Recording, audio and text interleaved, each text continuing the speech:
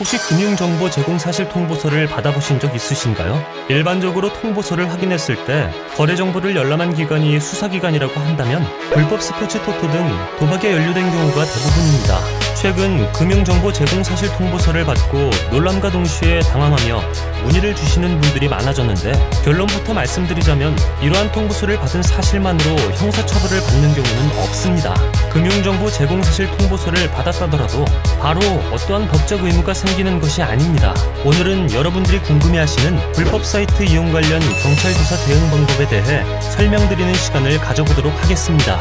수사기관은 불법 도박 사이트를 검거할 때 통장 등의 내역을 확보하기 위해 금융거래 정보를 열람하게 됩니다.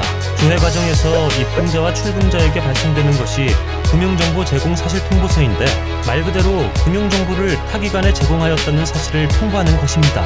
이 사실이 알려지기까지는 통보 유예 요청 기간이 설정되는데, 금융범죄와 관련된 당사자가 빨리 알아차리게 될 경우 수사에 어려움을 겪을 수 있기 때문에 사건에 따라 3개월 후 통지되기도 하고 8에서 9개월 후 통지되기도 합니다.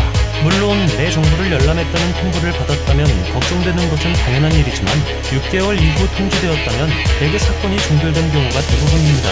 수사기관은 관련된 입출금자들에게 조사 차원에서 연락하는 절차를 밟아야 하기에 금융정보 제공 사실 통보서가 통지되기 전후에 경찰 전화를 받게 될 수 있습니다. 그러나 조사를 받아야 하는 사실에 대해 놀라거나 당황할 필요는 없습니다. 객관적으로 이미 발생한 사건에 대해 수사가 진행되는 것은 당연합니다. 만일 경찰 입장에서 급한 사안이라면 영장을 발부해 덮치겠지만 참고인으로서 요청하는 연락은 이미 수사에 불과합니다. 이미 수사는 내가 동의해야 가능한 수사이므로 내가 맞춰줄 의무도 없고 응할 이유도 없습니다.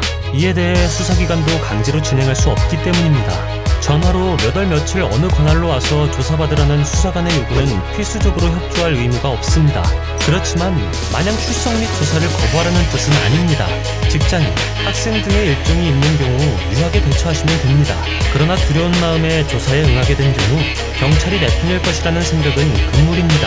경찰은 내 죄를 입증하기 위한 사람들이며 내 적이 될 수밖에 없습니다. 경찰에 감정적으로 호소하려 든다면 더욱 불리해질 수밖에 없다는 점 꼭 기억하시길 바랍니다.